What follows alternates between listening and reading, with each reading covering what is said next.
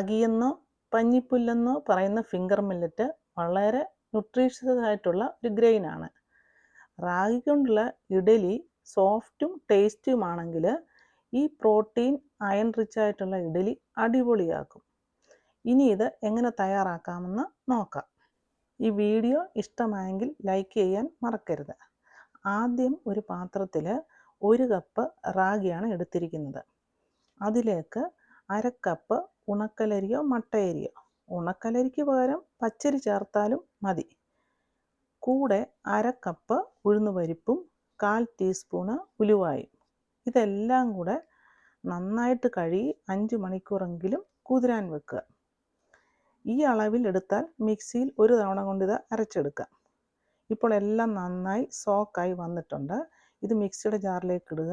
1 table spoon ചോറും 3 ice ക്യൂബും അരയ്ക്കാൻ ആവശ്യമായ വെള്ളവും ഒഴിച്ച് നന്നായി അരയ്ക്കുക. മറ്റൊരു പാത്രത്തിലേക്ക് ഇത് മാറ്റുക. ഇനി ഇതിനാവശ്യമായ 1/2 ടീസ്പൂൺ ഉപ്പിടുക. നന്നായിട്ട് ഇളക്കുക.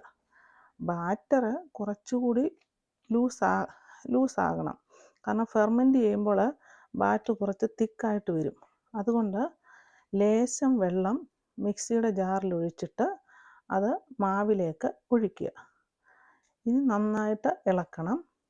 ഇത് കൈകൊണ്ട് ഇളക്കിയാൽ നല്ലതാണ്. അതുകൊണ്ട് കൈകൊണ്ട് ഇത് നന്നായിട്ട് ഇളക്കിയിട്ട് അടച്ചു വെച്ച് ഫെർമെൻറ്റേഷന് വേണ്ടി മാറ്റി വെക്കണം. 8 മണിക്കൂർ കഴിയുമ്പോൾ മാവ് നല്ലതായിട്ട് പൊങ്ങി വരും. ഇപ്പോൾ 8 മണിക്കൂർ കഴിഞ്ഞിട്ടുണ്ട്. മാവെല്ലാം നന്നായി പൊങ്ങി വന്ന് നല്ല ഫ്ലഫി ആയിട്ടുണ്ട്. നല്ല സോഫ്റ്റ് മാവാണിത്. ഇതൊന്ന് ചെറുതായിട്ട് ഇളക്കുക. ഈ സമയം സ്റ്റീമറിൽ വെള്ളം തിളയ്ക്കാനായിട്ട് വെക്കണം.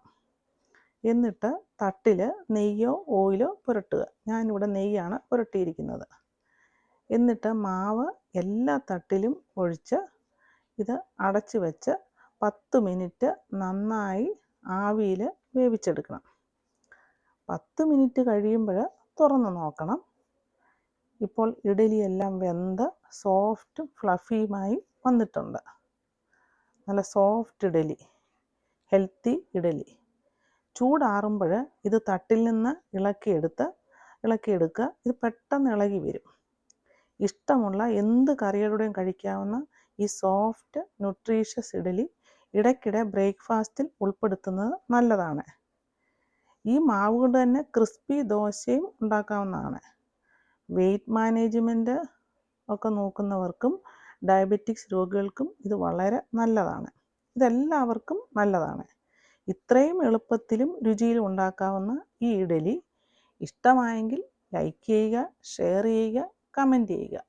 അടുത്ത ഒരു വീഡിയോയുമായി കാണുന്നത് വരെ ഹാവ് എ നൈസ് ടൈം.